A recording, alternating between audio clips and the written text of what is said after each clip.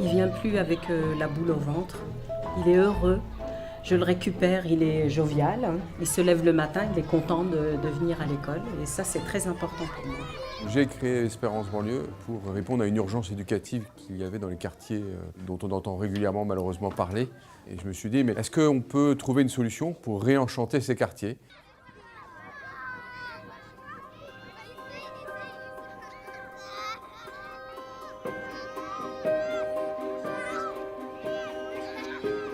Nos écoles reposent sur 3 piliers. Un pilier académique, ce qui est normal pour une école, autour des savoirs fondamentaux, le lire, écrire, compter. Un axe éducatif pour permettre de fonctionner avec les autres. Ces écoles sont souvent le premier endroit où ils font société, c'est-à-dire où ils rencontrent des gens qu'ils n'ont pas choisis. Un troisième axe, c'est soit intégratif, soit inclusif, pour essayer de comprendre le patrimoine français et qu'ils puissent l'assumer et le partager et le développer à l'avenir. Nous sommes ici dans l'école, tous très différents, de culture, d'origine, de milieu familial, de religion. Ces différences-là sont vraiment des richesses. Mais elles ne peuvent nous enrichir si elles sont appuyées sur un socle commun. Et ce socle commun, c'est qu'on est tous français, citoyens français. Et donc tous les matins, pendant 5 minutes, on se le rappelle par des symboles, le drapeau, la Marseillaise. Une caractéristique forte de nos écoles, c'est qu'elles sont aconfessionnelles. On reconnaît à tout le monde le droit d'avoir une confession, une religion. Ce n'est pas un sujet tabou.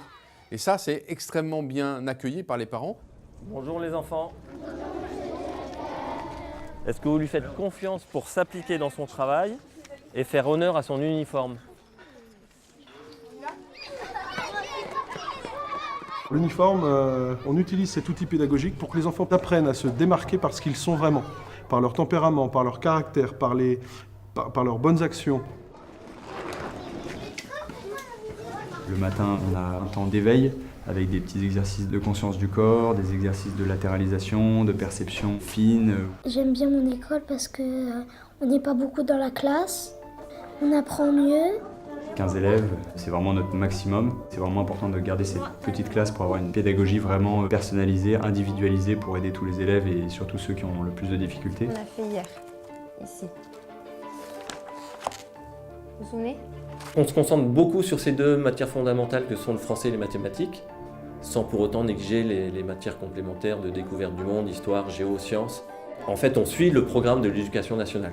La méthode de lecture qu'on utilise donc dès le CP, c'est les voyelles d'abord, puis syllabe par syllabe. Tous les élèves qui sortent du CP, même ceux qui partent avec le plus de difficultés au début, eh bien, apprennent parfaitement à lire et à écrire. Et sur le plan des mathématiques, on va travailler avec la méthode de Singapour, qui est utilisée par les petits-enfants de Singapour, qui sont ceux qui obtiennent les meilleurs résultats à l'issue du primaire quand on fait des comparaisons au niveau international. On part du concret pour aller à l'abstraction. On ne commence pas par 1 + 1 = 2, on commence par ce cahier plus ce cahier égale 2 cahiers. Tous les enfants font partie d'une équipe interâge, donc avec un grand de CM2 dans l'équipe, puis un CM1 jusqu'à un CP. Par exemple, moi je suis un pilote et j'ai un copilote. Et j'ai des autres membres de mon équipe et on mange le repas ensemble. C'est pour renforcer les liens entre les élèves, pas uniquement au sein de la classe, mais aussi entre les grands et les plus petits. On s'appuie aussi beaucoup sur les parents pour l'éducation à l'école, c'est-à-dire un élève qui fait quelque chose de bien, les parents sont prévenus tout de suite pour qu'il soit félicité à la maison comme il a été félicité à l'école. Ça fait comprendre à l'enfant la cohérence du monde adulte. C'est un peu la suite de l'éducation que moi je donne à mon fils. Il n'y a aucune sélection sur le niveau, ça c'est vraiment quelque chose d'important. En revanche, il y a une vraie sélection sur l'adhésion au projet. C'est-à-dire, est-ce que les parents ont envie de travailler avec nous et font confiance à notre projet pédagogique. Dans l'année, on fait 3 ou 4 sorties scolaires, souvent placées avant les vacances. Ça a plusieurs intérêts, notamment la cohésion. Enseignant-élève, c'est un moment hors classe où l'enseignant peut rigoler, peut s'amuser, peut transmettre différemment. Ce qui est important, c'est qu'avec une école de 150 enfants, on touche 2000 personnes. Que ce soit les bénévoles qui s'investissent, que ce soit les familles, que ce soit les différents intervenants qui viennent au sein de l'école. Donc vous imaginez que si on a 200 écoles, eh ben, ça fait 400 000 personnes qui sont directement touchées par l'état d'esprit Espérance banlieue.